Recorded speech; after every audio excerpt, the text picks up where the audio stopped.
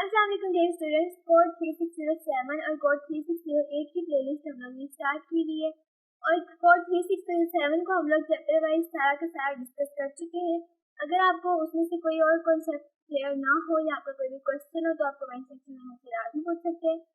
और अब हम लोगों ने स्टार्ट किया हुआ है कोड 3608 और हम लोग पहले उन टॉपिक्स को कवर कर रहे हैं जो हमारे एग्जाम के पॉइंट ऑफ व्यू से बहुत इंपॉर्टेंट है और बार बार आपके पास पेपर में रिपीट हो चुके हैं। इस पर्टिकुलर वीडियो के कंटेंट्स को हम देखते हैं। इस वीडियो के पार्ट 1 के अंदर हमने हार्ट डिजीजेस को डिटेल में पढ़ा और अब पार्ट 2 के अंदर हम यहीं से कंटिन्यू करेंगे और हम बाकी के डिजीजेस को पढ़ेंगे। तो students, without wasting any time video को स्टार्ट करते हैं।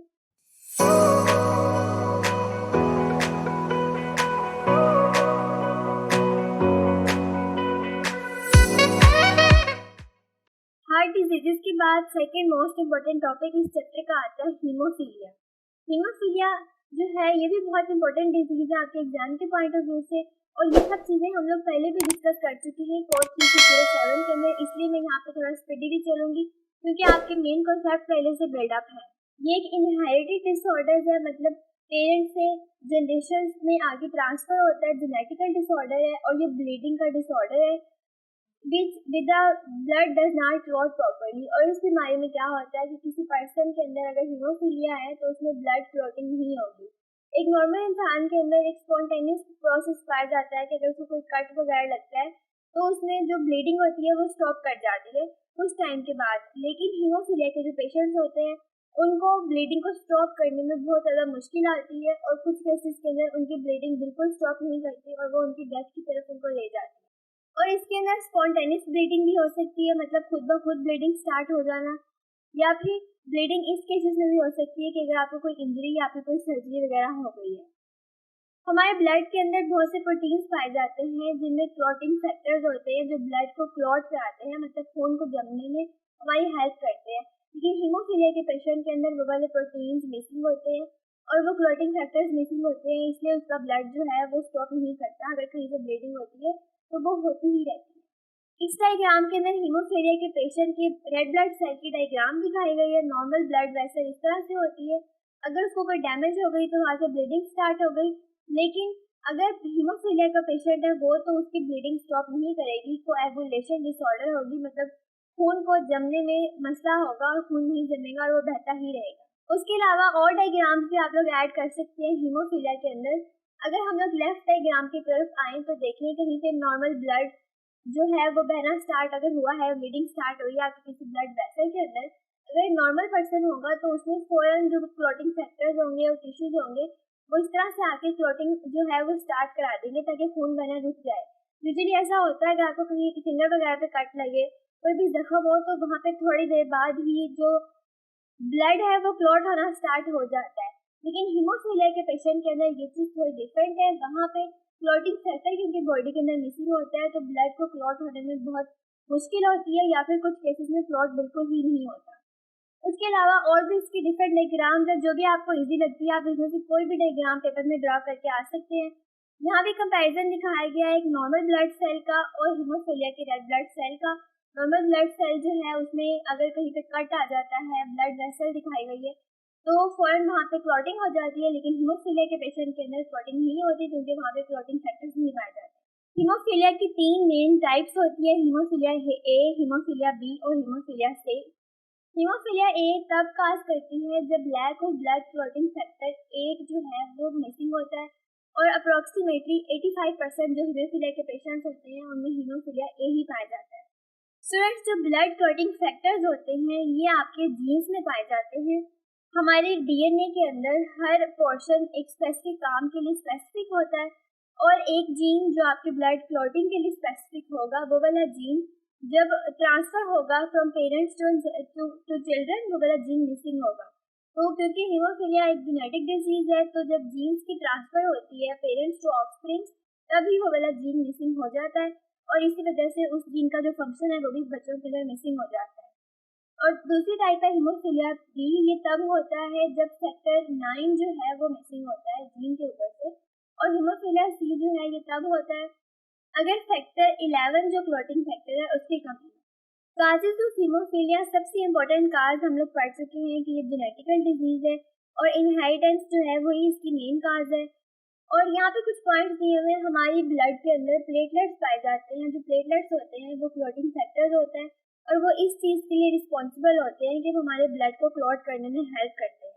लेकिन जो हीमोफीलिया का पेशेंट होगा उसमें ये क्लॉटिंग फैक्टर मिसिंग होंगे, उसमें इन प्लेटलेट्स की पैदाइशी तौर पर ही कमी होगी। तो जब वो ब्लीड करेगा तो उसके अंदर क्योंकि क्लॉटिंग फैक्टर मिसिंग होगा इसलिए उसमें ब्लीडिंग जो है वो स्टॉप नहीं करेगी। उसके अलावा दो इम्पोर्टेंट पॉइंट्स जो हम लोग पहले भी पढ़ चुके हैं, कंजेनिटल और एक्वायर्ड, इनको हम लोग यहाँ पे भी पढ़ेंगे। हीमोफीलिया कंजेनिटल भी हो सकता है, मतलब बाय बर्थ इनहेरिटेड। उसके अलावा ये एक्वायर्ड भी हो सकता है, मतलब पैदाइशी तौर पे आपको हीमोफीलिया ना हो लेकिन बाद में भी मुमकिन है कि आपके अंदर हीमोफीलिया डेवलप कर जाए। इन दोनों स्लाइड्स को भी थोड़ा थोड़ा हम लोग पढ़ लेते हैं।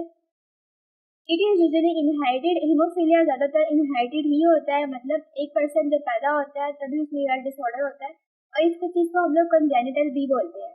और जो हमारे पास हीमोफीलिया ए है और हीमोफीलिया बी है, ये वाले दोनों जो हैं ये यूजुअली उन लोगों में पाए जाते हैं जिनमें हीमोफीलिया जो होता है वो कंजेनिटल होता है और उनमें पैदाइशी तौर पे ही क्लॉटिंग फैक्टर्स मिसिंग होते हैं या फिर क्लॉटिंग फैक्टर्स बहुत कम अमाउंट में पाए जाते हैं। नेक्स्ट एक्वायर्ड हीमोफीलिया आता है। ये वो वाला हीमोफीलिया है जो आपकी इनहेरिटेंस से नहीं आता, आपकी फैमिली हिस्ट्री में कहीं पे हीमोफीलिया नहीं है लेकिन आपको हीमोफीलिया हो गया है।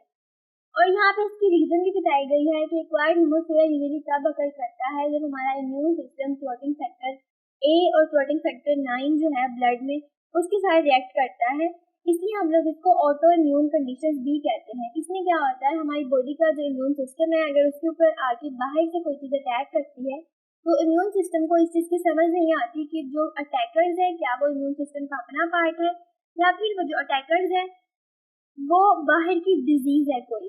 तो तब जो डिजीज पैदा होती है उसको हम लोग ऑटो इम्यून कंडीशंस कहते हैं या फिर इनको हम लोग ऑटो इम्यून डिजीजेस भी बोलते हैं। ये ऐसी डिजीजेस होती हैं जब तब अकर करती हैं जब हमारी बॉडी का नेचुरल डिफेंस सिस्टम जो है, हमारी बॉडी का जो इम्यून सिस्टम है वो अपने सेल्स या फिर जो फॉरेन सेल्स है बाहर से आए हुए सेल्स उनमें डिफरेंशिएट नहीं कर सकता होता और मिस्टेकनली बाहर से आए हुए सेल जो है वो हमारे नॉर्मल सेल के ऊपर अटैक कर देते हैं और इस तरह से वो वाली डिजीज हमें हो जाती है। उसके अलावा यहाँ पे इसकी कुछ और कंडीशंस भी बताई गई हैं। कैंसर हो सकता है, मल्टीपल स्क्लेरोसिस। स्क्लेरोसिस ऐसी डिजीज है जिसमें हमारी बॉडी के टिश्यूज जो है वो हार्ड हो जाते हैं, तो वो भी हीमोफीलिया काज कर सकते हैं। ड्रग कोई रिएक्शन भी हो सकता है। नेक्स्ट स्लाइड पे आते हैं, science and symptoms of haemophilia. आपको कैसे पता चलेगा कि आपको हीमोफीलिया है? नॉर्मली हम लोगों को पता ही नहीं चलता कि हमें कौन सी डिजीज है। तो बहुत कॉमन सा साइन है, एक तो ब्लीडिंग का डिसऑर्डर। ब्लीडिंग का डिसऑर्डर तो नॉर्मल पीपल्स में भी होता ही है। अगर हमारा कोई दांत टूट जाता है तो भी हमें ब्लीडिंग हो जाती है मुंह से थोड़ी बहुत, या कोई आपने ऑपरेट कराया है तो तभी आपका बहुत सारा खून बह जाता है। लेकिन हीमोफीलिया में एक्सेसिव ब्लीडिंग होगी या ऐसी ब्लीडिंग जो नॉर्मल पीपल के बजाय बहुत ज़्यादा ब्लीडिंग होगी। अगर आपने कोई सर्जरी करवाई है या फिर आपने कोई डेंटल वर्क कराया है तो आपकी ब्लीडिंग स्टॉप नहीं करेगी। उसके अलावा जो हीमोफीलिया के पेशेंट्स होते हैं उनमें ब्रोसिस बहुत लार्ज और डीप लग जाते हैं। कोई जख्म हुआ है तो बहुत ही गहरा होता चला जाएगा टाइम के साथ साथ। अनयूजुअल ब्लीडिंग आफ्टर वैक्सीनेशन, आपने अगर वैक्सीनेशन कराई है उसके बाद भी अनयूजुअल ब्लीडिंग आपको हो रही है। आपके जॉइंट्स में अगर स्वेलिंग है, टाइटनेस है तो मुमकिन है कि वहाँ पे भी ब्लीडिंग जो है ब्लड क्लॉट्स बने हुए हैं। जॉइंट्स में ब्लड क्लॉट्स बन सकते हैं। उसके अलावा आपके मसल्स वगैरह में भी रेड रेड धब्बे पड़े हो तो वहाँ आपकी बॉडी के अंदर कहीं ब्लीडिंग हुई होती है, तो ये भी हीमोफीलिया के जो है सिम्टम है। उसके अलावा ब्लड इन योर यूरिन और स्टूल, आप वॉशरूम जाते हैं तो आपको वहाँ पे ब्लड नजर आता है, आपकी नोज से ब्लीडिंग हो रही है। और इनफैक्ट छोटे बच्चों के अंदर अनएक्सप्लेन इरिटेबिलिटी, मतलब बहुत वो इरिटेबल हो रहे हैं इन डिजीजेस के साथ। तो ये मोस्ट कॉमन जो सिम्टम्स है हीमोफीलिया के हमने पढ़ लिए। ये वाली स्लाइड हमारी हीमोफीलिया की लास्ट स्लाइड है। इसके बाद हम इस टॉपिक को खत्म करेंगे और नेक्स्ट डिजीज की तरफ मूव करेंगे। इसमें हम लोग पढ़ेंगे रिस्क फैक्टर्स और complications of haemophilia. Haemophilia usually जो होती है ये तब काज करती है, तब चांसेस होते हैं अगर आपकी फैमिली में पहले किसी को हीमोफीलिया हो तो फिर इस चीज़ का होता है फैक्टर, रिस्क फैक्टर होता है कि आपके जो चिल्ड्रन हैं उनमें हीमोफीलिया ट्रांसफर हो सकता है। उसके अलावा जो मेल्स होते हैं उनमें ज़्यादा चांसेस होते हैं हीमोफीलिया के देन फीमेल।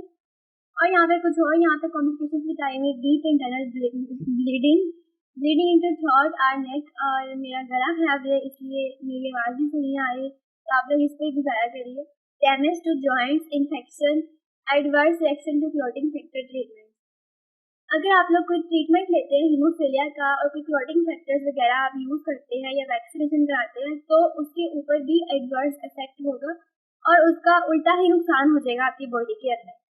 तो यहाँ पे हम लोग हीमोफीलिया का टॉपिक खत्म करते हैं। नेक्स्ट डिजीज हम लोग स्टार्ट करते हैं सिकल सेल अनीमिया। इन चीज़ों के बारे में भी हम लोग पहले डिस्कस कर चुके हैं कोड 3607 के अंदर, इसलिए मैं यहाँ पे थोड़ा फास्टली ही चलूँगी ताकि हम लोग जल्दी दिन को कवर करें। और मुझे कमेंट सेक्शन में लाजमी बताया करें कि आपको मेरी वीडियोस कैसी लगती हैं ताकि मैं भी थोड़ा सा मोटिवेट हूँ और वीडियोस बनाया करूँ। उसके अलावा इन तमाम वीडियोस को अपनी क्लास फेलोज के साथ लाजमी शेयर किया करें। और आपको अगली वीडियोस किन टॉपिक्स पर चाहिए मुझे वो भी कमेंट सेक्शन में लाजमी बताएं। इंशाल्लाह मैं आपके लिए जरूर वीडियोस बनाऊंगी। सिकल सेल अनीमिया के बारे में पढ़ते हैं। नेम से शो हो रहा है कि ये सेल अनीमिया हम लोग खून की कमी को कहते हैं और सिकल हम लोग जो है टेढ़ी शेप को कहते हैं। जो यहाँ पे शेप बनी हुई इसको हम लोग सिकल शेप भी बोलते हैं।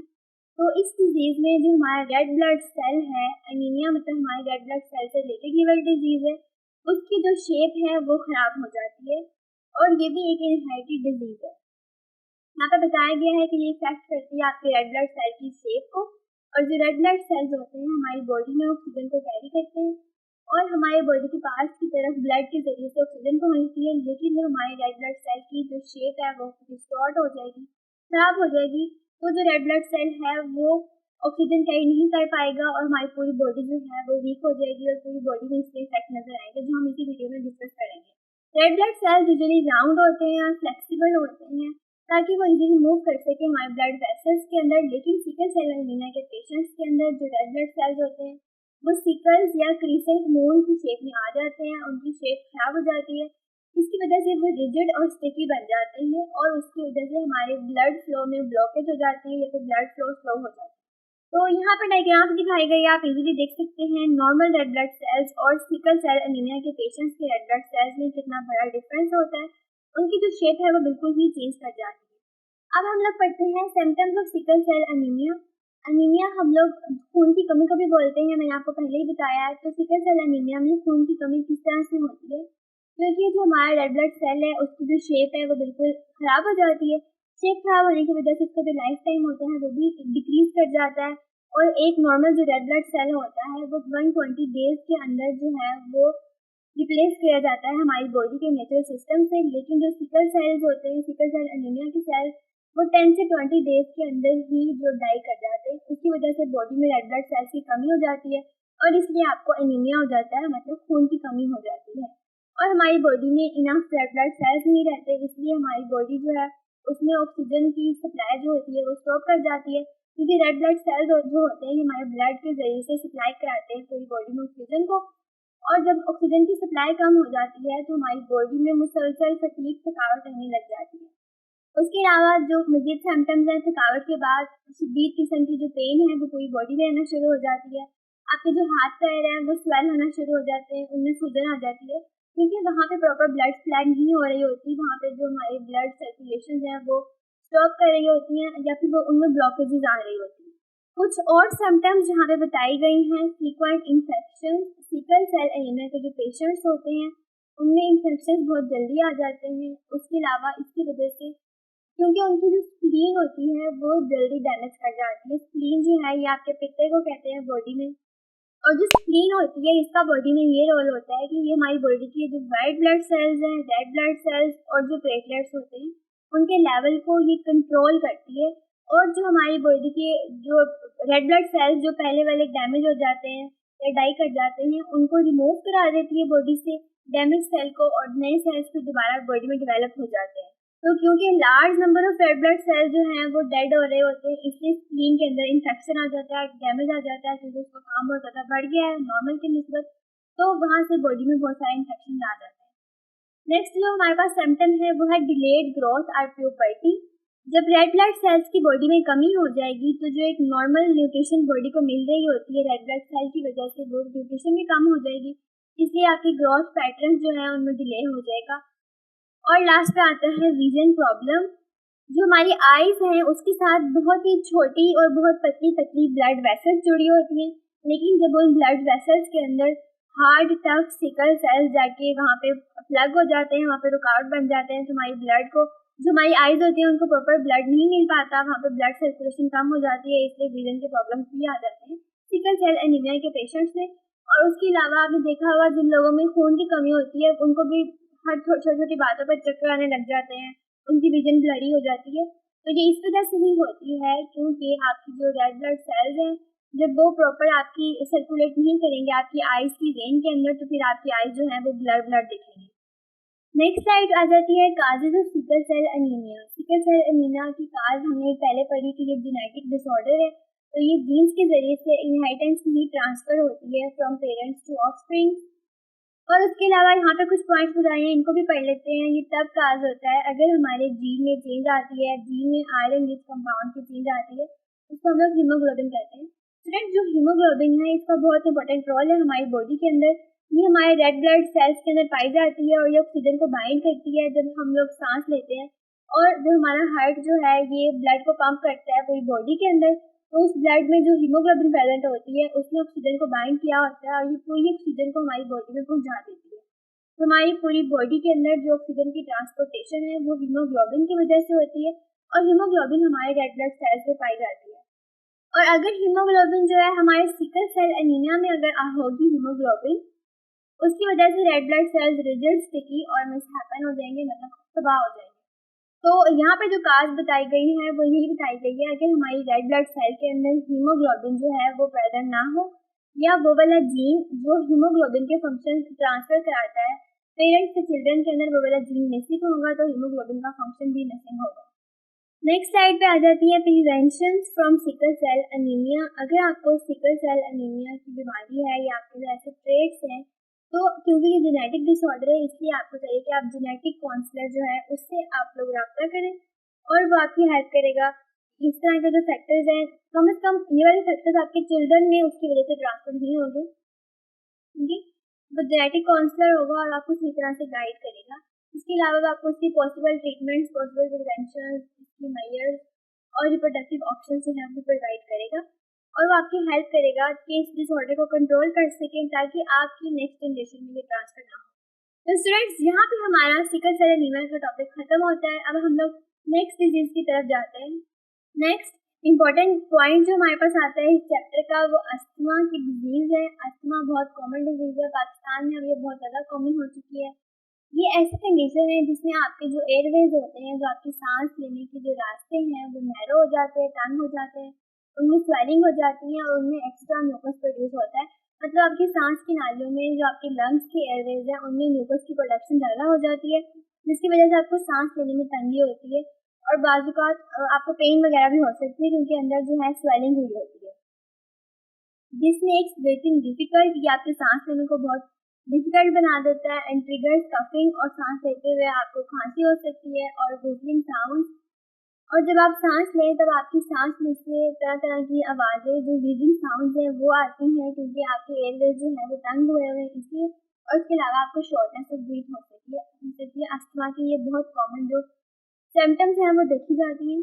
तो यहाँ पे डायग्राम दिखाई गई है एक नॉर्मल पीपल की और एक अस्थमा के पेशेंट की। अगर आप ये वाला एयरवे देखें, एक नॉर्मल पेशेंट का जो एयरवे है, इंटरनल जो लाइनिंग्स हैं आपके लंग्स की वो बिल्कुल क्लियर है, लेकिन अस्थमा के पीपल की लाइनिंग के अंदर म्यूकस पस सेल्स इकट्ठे हुए हैं और इसमें स्वेलिंग भी हुई हुई है और एयरवेज तंग हो जाने की वजह से ही आपको सारा सांस का जो प्रॉब्लम होता है वो आता है।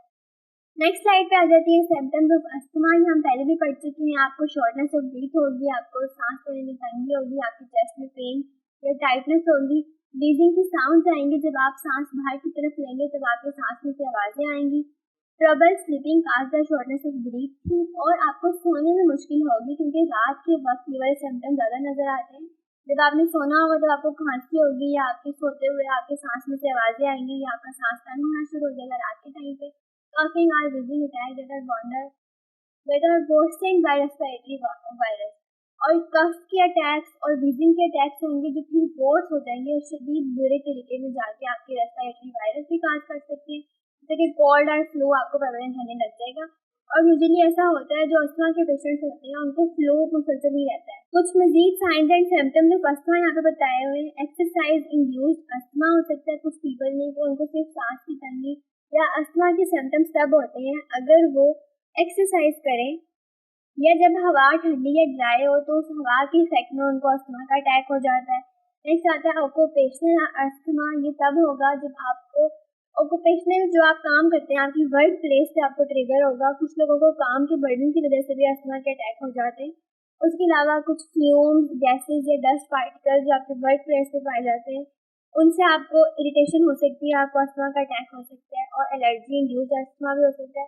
कुछ लोगों को एलर्जी होती है, जैसे आजकल जो है हार्वेस्टिंग का सीजन है, तो हार्वेस्टिंग के सीजन में भी अस्थमा के अटैक बहुत कॉमन हो जाते हैं। लोगों को यहाँ पे सांस की तंगी आ जाती है और उनको एलर्जी हो जाती है इस चीज़ से। तो एयरबोर्न जितने भी सब्सटेंसेस हैं ये अस्थमा में बहुत उनका रोल है। Moist spots, cockroach waste, particles, skin and dried cyber shed by pets. तो हमारे इर्द की जितनी भी छोटी मोटी चीज़ें हैं ना, उन सब चीज़ों से लोगों को एलर्जी हो सकती है और उनको अस्थमा का अटैक हो सकता है। अब हमारे पास अस्थमा के टॉपिक की लास्ट स्लाइड आ जाती है, causes and prevention of asthma. हम लोग अस्थमा से किस तरह से प्रिवेंट कर सकते हैं। जब आपको एक बार अस्थमा हो जाता है तो फिर इसका कोई परमानेंट इलाज नहीं है, फिर आपको यूजुअली लाइफ टाइम ही रहता है। फिर आप प्रिवेंशन ले सकते हैं या इस तरह की चीज़ें आप यूज़ कर सकते हैं जो आपकी सांस लेने को जो है आसानी पैदा कर दे।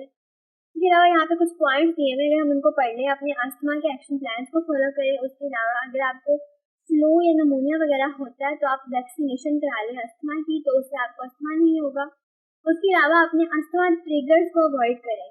अगर आपको पता चलता है कि आपको अस्थमा का अटैक किन वजूहात की वजह से होता है, किसी एलर्जी से होता है, किसी वर्क प्लेस से होता है, किसी चीज़ की स्मेल से होता है, तो आप उन चीज़ों को अवॉइड करना शुरू कर दें, अपनी लाइफ में उनको ना लेके आएँ।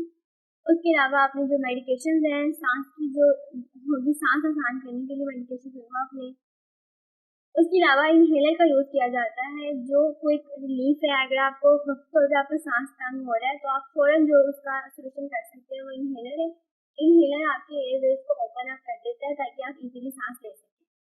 तो यहाँ पे ख़त्म होता है हमारा अस्थमा का टॉपिक। अब नेक्स्ट हम लोग अपने इस वीडियो के लास्ट टॉपिक की तरफ चलते हैं। इस चैप्टर का लास्ट टॉपिक और इस वीडियो का लास्ट टॉपिक आता है सिस्टिक फाइब्रोसिस। ये वाली भी डिजीज़ हम लोग कोड 3607 की बुक में इसको डिस्कस कर चुके हैं, लेकिन वहाँ पे हम लोगों ने इन सबको बहुत शॉर्ट पढ़ा था और यहाँ पे हम लोगों ने इनको डिटेल में पढ़ा है ताकि आपके एग्जाम में फिर लॉन्ग क्वेश्चन आता है तो आप इसको इजीली अटैम्प्ट कर सकें। सिस्टिक फाइब्रोसिस ऐसी डिजीज़ है जिसमें हमारे बॉडी के अंदर हमारे लंग्स और डाइजेस्टिव ट्रैक्ट जो होता है उसके अंदर जो वाल्स हैं उनमें स्टिकी म्यूकस या थिक म्यूकस जो है वो बिल्डअप हो जाता है और उसकी वजह से हमें रेस्पिरेटरी इन्फेक्शंस हो सकते हैं, हमें हमारी जो स्टमक के इन्फेक्शंस हो सकते हैं, ब्रीथिंग के प्रॉब्लम्स हो सकते हैं, हमें लंग्स की डिजीज़ हो सकती है। और जो ये वाली जो डिजीज़ है ये भी आपकी जेनेटिक डिजीज़ है। ये यूजुअली जेनेटिकली ही पेरेंट्स से चिल्ड्रन के अंदर जो है वो ट्रांसफ़र होती है। और यहाँ पे आपके इफेक्टेड ऑर्गन्स बताए गए हैं, आपके लंग्स, आपकी जो पैनक्रियाज, लीवर और इंटेस्टाइन जो हैं, ज़्यादातर ये इफेक्ट होते हैं इस डिजीज़ से। सिस्टिक फाइब्रोसिस जिन पेशेंट्स को होता है उनकी बबल सेल्स जो इफेक्ट करते हैं, जो हमारी बॉडी में स्वेट, म्यूकस और डाइजेस्टिव एंजाइम्स प्रोड्यूस कराते हैं। स्वेट जो पसीना या म्यूकस, पस वगैरह और डाइजेस्टिव एंजाइम्स जो होते हैं ये तीनों बहुत इंपॉर्टेंट कंपोनेंट्स हैं हमारी बॉडी के अंदर। ये हमारी बॉडी के ऐसे फ्लूइड्स हैं जो olive oil, smooth olive oil की तरह दिखते हैं और ये हमारे ऑर्गन्स की हेल्प करते हैं ताकि वो ड्राई ना हो जाए, उनको लुब्रिकेशन प्रोवाइड करते हैं। तो सिस्टिक फाइब्रोसिस के जो पेशेंट्स होंगे उनमें ये वाली तीनों चीज़ें नहीं पाई जाएंगी, तो उनके ऑर्गन्स ड्राई हो जाएंगे, उनमें डिफरेंट तरह के इन्फेक्शन आ सकते हैं। नेक्स्ट स्लाइड पे आ जाता है symptoms and science of cystic fibrosis. सबसे पहला जो साइन है सिस्टिक फाइब्रोसिस का, ये स्ट्रॉन्ग है साल्टी टेस्ट टू स्किन। आपकी स्किन का बहुत ज़्यादा साल्टी टेस्ट हो जाता है। Parents of children with cystic fibrosis have mentioned noticing this saltiness when kissing their children. अब जो पेरेंट्स हैं उनको पता चलेगा, अगर अपने बच्चे को किस करने लगते हैं तो उनको पता लगेगा कि नॉर्मल पर्सन के मुकाबले में उनके बच्चों की जो स्किन है बहुत हद तक फाटी है। उसके अलावा दूसरे सिम्टम्स ये हैं कि उनकी जो लंग्स हैं, उनकी पैनक्रियाज, लीवर और दूसरे ग्लैंडुलर ऑर्गन जो हैं वो इफेक्ट होते हैं, तो उनमें उनमें डिफरेंट तरह के प्रॉब्लम्स नजर आना स्टार्ट हो जाते हैं। यहाँ पे कुछ और जो साइंस ऑफ सिस्टिक फाइब्रोसिस दिए गए हैं। पहला साइंस ये आता है कि आपको रेस्पिरेशन में प्रॉब्लम्स नजर आती हैं। थिक स्टिकी किस्म के म्यूकस होते हैं जो आपके रेस्पिरेटरी पाथवेज को ब्लॉक कर देते हैं। उन पाथवेज से जहाँ से ऑक्सीजन जानी होती है आपके लंग्स में, उसकी वजह से आपको ब्रीदिंग हो सकती है, आपको खांसते हुए आपके लंग्स से आवाज़ आएगी, परसिस्टेंट कफ, आपको मुसलसल कफ रहेगी और ऐसी कफ जो म्यूकस और फ्लैग जो है वो प्रोड्यूस करेगी। आपको शॉर्टनेस ऑफ ब्रीथिंग हो रही है, खासतौर पर तब जब आप एक्सरसाइज करेंगे। Recurrent lung infection, stuffy nose, नाक हमेशा बंद रहेगा, स्टफी साइनोसिस। जो आपकी साइनोसिस है वो स्टफ रहेगी। साइनोसिस जो है ये हमारे जो नाक के पीछे का जो एरिया है और हमारे हलक को जो एरिया मिलाता है उसको हम लोग साइनोसिस की कैविटी बोलते हैं। ये हमारे फेस, स्कल और नेजल कैविटी को आपस में मिला रहा होता है, तो आपको फील होगा कि आपके नाक के पीछे का जो खला है, जो पीछे का कैविटी है वो स्टफ्ड है, वहाँ पे म्यूकस फिल हुआ है। तो ये बहुत कॉमन प्रॉब्लम्स हैं सिस्टिक फाइब्रोसिस के, रेस्पिरेटरी प्रॉब्लम्स। उसके अलावा जो सिस्टिक फाइब्रोसिस है ये हमारे डाइजेस्टिव ट्रैक्ट के अंदर भी प्रॉब्लम्स काज करता है, और इनके कौन से साइंस और सिम्टम्स है वो यहाँ पे बताए हुए। फर्स्ट लाइन में बताया गया है कि हमारी पैनक्रियास और स्मॉल इंटेस्टाइन के दरमियान कुछ रास्ते हैं जहाँ से एंजाइम्स कैरी आउट होते हैं, लेकिन सिस्टिक फाइब्रोसिस के अंदर वो वाले जो चैनल्स हैं, वो वाले जो रास्ते हैं जहाँ से एंजाइम्स पास होते हैं और हमारी डाइजेशन कराते हैं, वो वाले रास्ते ब्लॉक हो जाते हैं क्योंकि वहाँ पे म्यूकस इकट्ठा हो जाता है। तो उसकी वजह से आपको डाइजेस्टिव प्रॉब्लम्स आ जाएंगी। उन डाइजेस्टिव एंजाइम्स की वजह से हमारी जो न्यूट्रिएंट्स हैं फूड में से एब्जॉर्ब नहीं हो सकेंगे, और उसकी वजह से you may have greasy fall smelling stools. आपके जो स्टूल्स हैं वो बहुत बुरी स्मेल के हो सकते हैं, आपको कॉन्स्टिपेशन हो सकती है, नाउजिया, वोमिटिंग वगैरह आपकी बॉडी के अंदर, आपके पेट में स्वेलिंग रह सकती है, लॉस ऑफ एपेटाइट, भूख का मर जाना, insufficient weight gain in children, बच्चों के अंदर एबनॉर्मल वेट गेन हो सकता है। उसके अलावा जो ग्रोथ है वो डिलेड भी हो सकती है। तो ये वाले कॉमन जो सिम्टम्स हैं हम लोग को तब देखने को मिलते हैं अगर डाइजेस्टिव प्रॉब्लम्स आती हैं caused by cystic fibrosis. Next slide पे आ जाती हैं causes of cystic fibrosis. Main cause हम लोग पढ़ चुके हैं कि ये जेनेटिकल डिसऑर्डर है और ये आपके जीन्स में ट्रांसफर होता है और इसमें जीन्स के अंदर म्यूटेशंस हो जाती हैं, और सिस्टिक फाइब्रोसिस में हमारी बॉडी के अंदर बहुत एबनॉर्मल किस्म का म्यूकस प्रोड्यूस होना शुरू हो जाता है। ज़्यादातर वो हमारे रेस्पिरेटरी ट्रैक और हमारे डाइजेस्टिव ट्रैक के अंदर पाया जाता है, और ये वाला जो एबनॉर्मल म्यूकस होता है हमारी बॉडी में सार्स के अमाउंट को इंक्रीज कर देता है। हमारे स्वेट के अंदर, पसीने में बहुत ज़्यादा अमाउंट ऑफ सार्स आ जाते हैं। उसके अलावा हमारी बॉडी के अदर ऑर्गन्स को ये इफेक्ट करता है, इंटेस्टाइन्स को, पैनक्रियास, लीवर, लंग्स को ये इफेक्ट करता है। इसके अलावा जो CFTR जीन है ये उसको इफेक्ट करता है, और ये वाला जो जीन है ये पेरेंट्स से चिल्ड्रन में आता है और लिवर डिजीज काज करता है। नेक्स्ट स्लाइड पे आता है कि हम लोग सिस्टिक फाइब्रोसिस को किस तरह से डायग्नोज कर सकते हैं। इसके लिए स्पेशल किस्म के टेस्ट है, इम्यूनो रिएक्टिव ट्रिप्सिनोजेन टेस्ट, उसके अलावा आपके स्वेट क्लोराइड टेस्ट, पसीने के अंदर जो क्लोरीन या सार्स प्रेजेंट है उनका टेस्ट, आपका स्पूटम का टेस्ट, जो बलगम होती है उसका टेस्ट, चेस्ट के एक्सरे, सीटी स्कैन, और लास्ट पे आता है पल्मोनरी फंक्शन टेस्ट, आपके जो पल्मोनरी आर्टरीज हैं उनके फंक्शंस का टेस्ट।